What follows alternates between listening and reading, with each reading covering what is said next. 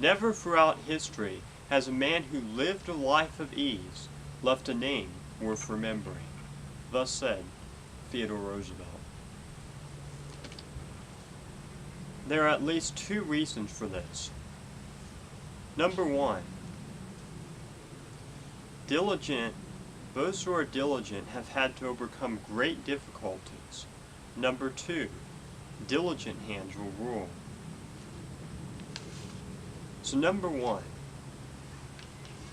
diligent people have overcome great difficulties. This can be seen in the example of Theodore Roosevelt. He had to overcome asthma as a small child. His father told him, "Son, you must make your body." And he added, "I know you will do it." And he did do it. He worked hard with exercise, and he did overcome asthma.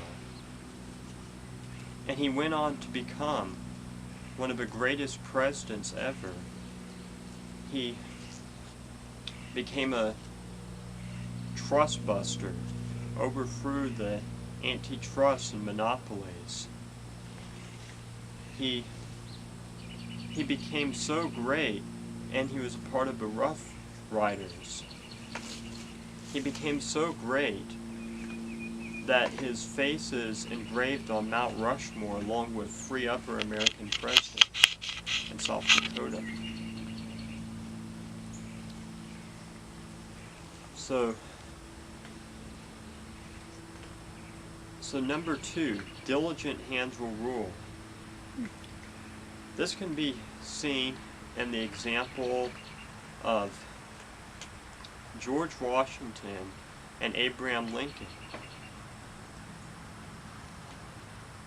First of all, George Washington had to overcome great difficulties as a general in the Revolutionary War, especially at Valley Forge, where his troops had very few food rations, and it was a very cold winter. But he went on to become one of the greatest presidents, and a real father of our nation. Before he became president, helped to establish the Declaration of Independence, and was one of our founding fathers, and spoke out against political parties because they would cause factions. But he was just a great, humble man who accomplished great things.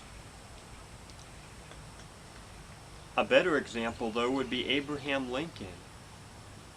He failed in almost everything, but he was diligent, and that's why he succeeded.